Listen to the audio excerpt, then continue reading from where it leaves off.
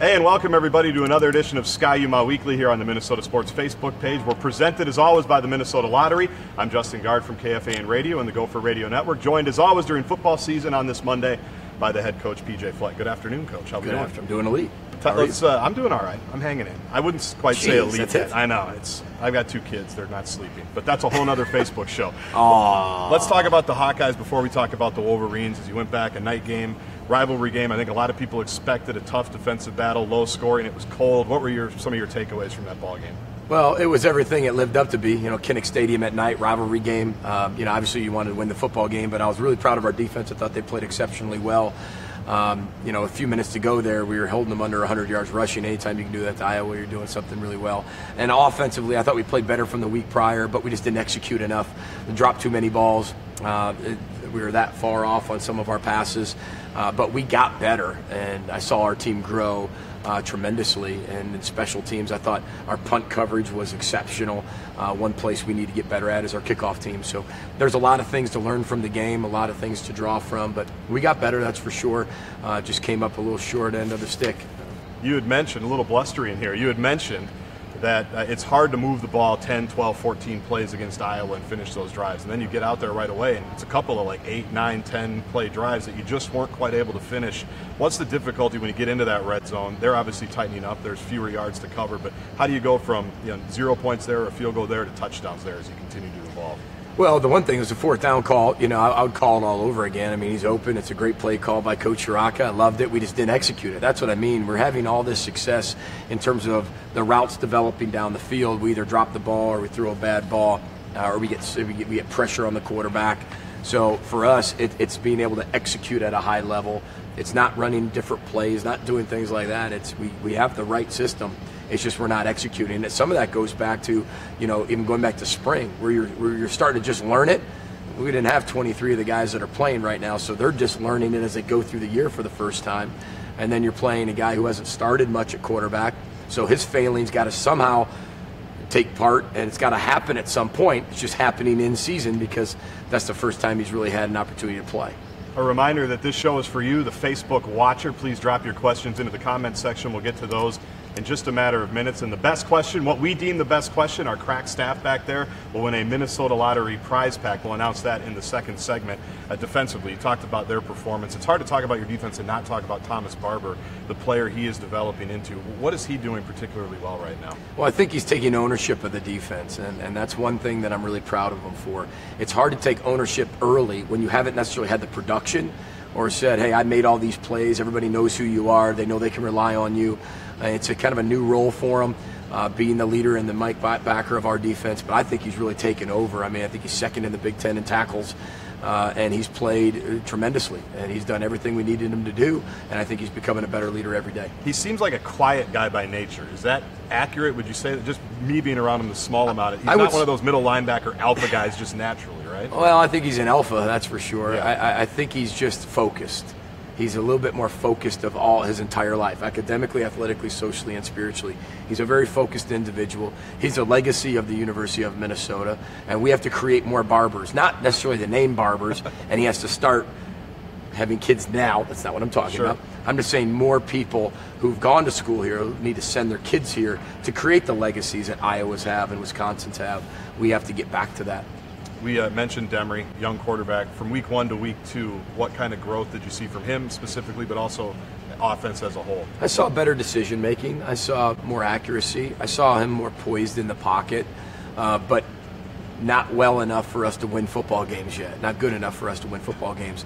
But as offense, we're ranked 11th in the country in terms of sacks given up. One of the better pass protection offensive lines in the country with 2 freshmen on it. And three, a junior, a sophomore, and a senior. And for us to be able to continue to get better, that's got to get better too. But they don't get enough credit for the protection they're giving. It might squeeze in on us pretty quickly, but the balls are coming out. We're making decisive decisions. And I saw that type of progress from Demery in terms of let's get the ball down the field. If you can't get the ball down the field, go through your progression. Once that's done, get out of the pocket. Feel anything, get out on the run. We changed our offense a little bit to be able to get him out in space more, have some more nakeds, waggles, draws, sprint outs, just to be able to create him on the edge a little bit more. Let's get to the Facebook questions. Our first one is from Troy. Another road game this week on the road against Michigan at Michigan Stadium. What's your favorite part about traveling with this current group, or maybe just traveling in general with a football team? You prefer home games, I will say that. But traveling in general, I'll say this. The people at Sun Country Airlines have been absolutely elite. I mean, the hospitality they show us, the efficiency, I wouldn't say it makes a part of the travel experience that should be, oh no, that you dread, an elite experience. I mean, they're always on time, they're always efficient, from the TSA to where we go, to what we have, to the service they have, to the smiles they give our players. That's one of the best things. I think the other thing, we kind of have a tradition. I do bed check at night. We kind of have this little tradition that we have here now of me giving them a little trinket or something, or giving them a little riddle or something like that before I do bed check, and they have to figure it out. It's that last time, just like you put your own children to bed. They're young adults, right, and they're young men. But I do bed check the night before just to make sure everybody's mind's set. They're all ready to go, and they're prepared for the next day. Clark wants to touch on a topic a lot of people were looking forward to. You were bringing out your entire team to do the wave to the Iowa Children's Hospital. He says, thanks for making us proud there, Coach Fleck, at the end of the first quarter. What was that like? It was clear you guys had been through it. You had practiced how you were going to go out there and take care of it. What was that experience like? Well, first of all, there's so many things that are bigger than football, and bigger than wins and losses, and even bigger than rivalries. And when you start talking about life and death, and then you throw children involved in that, and that you can have a tradition where 100,000 people are waving at children. Some of those children will never leave that hospital. They're going to pass away in that hospital. And some of their final moments are going to be watching teams wave to them, or a team wave to them, and crowds. That's special. And some of those children are going to be able, because of that, and because maybe even of Row the Boat, come out of those hospitals and be able to live the rest of their life and remember those moments. And then, gratitude reciprocates. If you continue to do those things, you pay it forward, and then those people are going to help change the world as they grow up. It's way bigger than football, and that's why we took part of it. Our players had an idea of coming together, get to the 50-yard line. When I presented it to them, I wanted them to have some, we're going to do it. How do you want to do it? And that's how they did. Same thing with the national anthem. So we're just very grateful we get to be a part of that. I still say it. I know it's a rival. I know teams don't like each other for 60 minutes. That all aside, I think it's the greatest college football tradition there is out there right now. No argument here. Last question is from Brian. What's the toughest part of being in the beginning this year of a new program, year one or year zero? What's the most difficult part there? Yeah, it's change, right? Think of us, if you change your car, it's tough to be able to understand how that car works. You change for somebody in your relationship, you got to get used to them. It's the same thing. But now we have offense, defense, special teams. They're not able to practice in spring because you have 23 pretty much starters out. You walked into a scenario where you had a lot of suspensions and you had a lot of guys move on. There was a lot of attrition because of the new culture. Just that happens. We've had 3 head coaches in 3 years, 3 different messages in 3 years. And so now there's this new culture, and you're trying to connect everybody. And now you have a group of seniors who are ready to kind of get their lives moved on, but now they got to buy into this new culture. You got young guys that are excited for the future. You got guys kind of stuck in the middle. Do we want to be here? Do we want to go? All of that is a challenge to be able to take your team, get them all with one heartbeat, and get them on the field on Saturday in 9 months' time. So you said, what's the number one toughest? They're all tough. The number one toughest is change. Change is hard for everybody. What did you learn from year one at Western Michigan that you've applied year one at Minnesota? Doing anything differently?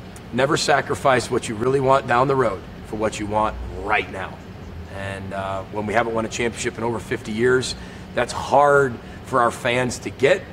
But I promise you, down the road, you'll all be thankful that we're doing that. However, we haven't sacrificed a lot because we are doing everything we possibly can to win now. At Western Michigan, maybe I didn't do that. Wasn't going to budge at all. I'm budging for our seniors because they deserve that.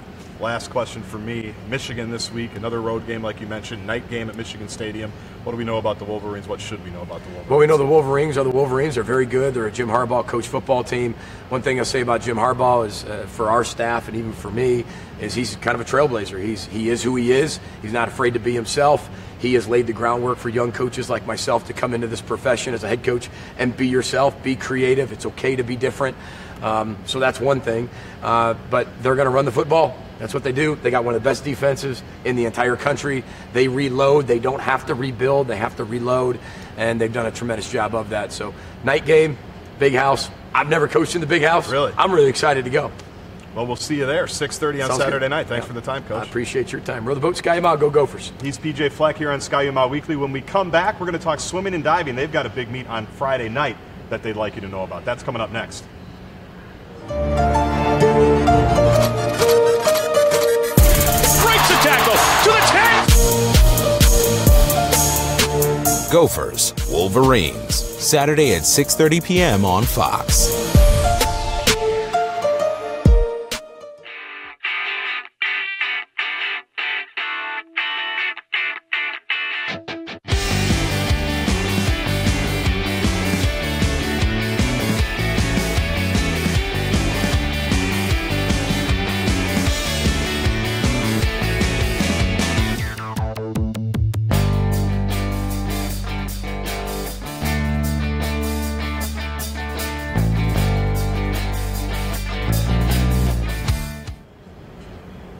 And just like that, we go from football to swimming and diving. Welcome back to Ski-U-Mah Weekly here on the Minnesota Sports Facebook page. We have head coach of swimming and diving Kelly Kremer all the way down on the end here, and sophomore diver Sarah Bacon. Thanks for joining us, guys. How we doing? Thank you. Good. Give us a little sense, Coach, of how the season has gone so far from your perspective. Where you are, where you're going, where you think you are. You know, we're early. We've had a couple meets. We had our first Big Ten meet this past Friday down at Iowa, and so far so good. You know, we're in the process of taking steps, and we took some really nice steps, I think, this past weekend, and so really happy with the start of things. Usually I get a bio on people that they bring for this show, and they actually ran out of printer paper for you, Sarah, so we had to condense it. This is 11 font, so forgive me. All-American as a freshman, NCAA runner-up in the 1 meter diving, NCAA 6th place in 3 meter, Big Ten meet, 3rd place in 3 meter, Big Ten 4th place in 1 meter. I think I got all of that there. First of all, does that sound right? And secondly, how did that match your expectations for yourself as you entered the program here? Yeah, I entered the program already have been diving under Wembo, so he was my coach previously in the year, so I knew we had a good relationship coming in. I knew how he worked, I knew how he coached. With having that said, I also knew the history of Minnesota diving. We've always been very good, so I just wanted to really step up in both Big Ten and NCAA this year and just perform well, which I seem to do. So yeah, so far so good, I would say. Coach, what's it like to have someone like that leading your divers? No, we're really fortunate. I mean, you know, Sarah's a perfect example and a great representative of our program, and we've got a lot of student athletes that can sit here and we feel just as proud. Our whole team is really a lot to be proud of. How do you balance, swimming can be a very individual sport, but there's also the team dynamic. How as a coach do you make sure that people are reaching their individual goals while also fitting into a team concept? Yeah, I think it's leadership, and we have it. Sarah's a good example. You know, I think it is an individual sport. Everybody has the thing that they have to do to be successful, but I think everybody's really bought into the idea of, you know, if they're successful, our team will be successful, and so our leadership is outstanding from top to bottom, and it helps propel a program. Sarah, I don't believe I've ever spoken to a diver before, so you're going to get a question I've been waiting my whole life to ask. As you're standing there on the high one, right? That's the 6 meter, and it's just you, and it's quiet, and you're just thinking, what are you thinking about in that moment there? Different divers will say different things. Personally, I think about one correction only. Whatever Wembo tells me before I step up on that board is the one correction I think of. I'll say it in my head, say it's like, if he wants me to lock out my arms tighter, I'm entry, I'll be like, all right, lock out your arms, go. And I just go. There is really no thought process. If you think too much, you're going to mess up. So. Well, that's what I would think. And it's like golf, right? I mean, it's just you. So right. Were you always drawn to just kind of being you alone in the arena there? Yeah, I've always been a competitor. I love competing. So I step up on the board. Everything around me is zoned out, completely zoned out. Someone can be yelling in the middle of my dive and I will not hear it. So yeah, I just step on the board and just really try and focus and just hit my dive. So that's how it works for her, coach. Like, are you a coach that tries to keep things simple as well? Whether it's swimmers in the pool, swimmers out of the pool. What's your approach there? Yeah, same. You know, I think our whole staff we're kind of surrounded by a lot of great teachers, and you know, at the end of the day, if you're overthinking, you're probably paralyzed out there a little bit, and so it is. It's keep it simple and do your best. Friday is packed to pool night at the Aquatic Center. $5 gets you in. I know you've got 3 of the top 4 teams in the Big Ten, including yourselves. What's a week like this like when you know you've got, every match is important, every meet's important, you always want to be your best, but a meet like that at home, what's this week going to be like for you?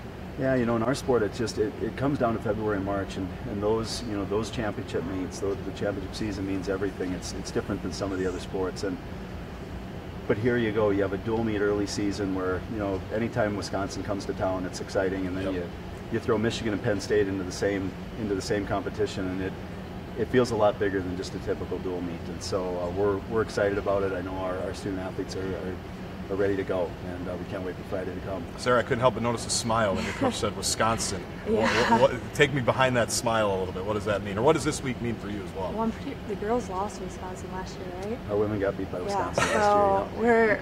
women are You coming, noticed that. Yeah. Women really are looking to beat Wisconsin this year. I know that for a fact. In any sport, Wisconsin is our rival, Sure. so just a win over them, a win over the other Big Ten schools will really help us stay confident throughout the rest of the season. What's it going to be like to have the men's Big Ten meet at home this year? Yeah, we've been talking about it. I know our student athletes have talked about it a lot. We have such an incredible alumni base in the Twin Cities. So many of our students stay in the Twin Cities after they graduate. Right. And you add the fans and the parents and a lot of the clubs and high schools that will come. I just think anytime really the eyes of the swimming world are on your school and your pool, it's so exciting. And I know our men are excited about it, but we've got a lot of work to do. It's Big Tens and NCAAs, right? Big Tens and NCAAs. So like I said, a lot of work to do between now and then, but they're very happy that we're going to be at home for those competitions. Last thing for both of you, as we walk down the hallway to the football building, it's hard to miss the new construction that's going on with the Athletes Village. As a student athlete, Sarah, what's that going to mean for you in your day-to-day life? Oh, we're all extremely excited for it. I personally don't really know what exactly it is. I've heard we're getting meals. I've heard there's going to be massage rooms and all this stuff. So everyone's just really excited to see what it is and to see what it offers us. And as a coach, a nice little recruiting tool for you as you hit the road to find the next generation of Gophers? Yeah, and I know it's going to help all the sports, but for us, I think the student athlete experience just gets elevated. That obviously the new leadership center sponsored by Land O'Lakes, and obviously the training table, the student athletes, anytime you mention food, they're so excited for that. But I think it's in terms of student athlete experience, it is a game changer for us. And then that in turn does help with recruiting, because our student athletes will be having the positive experience that we promise, and that'll reach future Gophers. Make sure you're emphasizing the massage parlor that's going to be in there. That's good. You got the food, you got massages. What else does a student athlete need, right? Well, thanks for joining us, guys. We appreciate the time. I'm sure we'll catch up as the season goes on, as we're going to be here every Monday throughout the school year. Remember, Friday night is when they want to pack the Aquatic Center. $5 gets you in. Great meet, 3 of the top 4 teams in the Big Ten. They've got autographs after. You can obviously buy swimming and diving gear there as well. Best of luck this weekend, and best of luck the rest of the season. Thank you. Thanks for having us. That's Kelly Kremer and Sarah Bacon from Swimming and Diving. Friday night, $5. Gets you everything you need. Congrats to Brian Randolph. He will win a Minnesota Lottery prize pack for being our question of the week for Coach PJ Fleck. You heard that last segment. We do that every single week. Drop your questions in the comments section. We'll try to get to as many as we can. For all of us here at Ski-U-Mah Weekly, thanks for joining us. Thanks again to the Minnesota Lottery.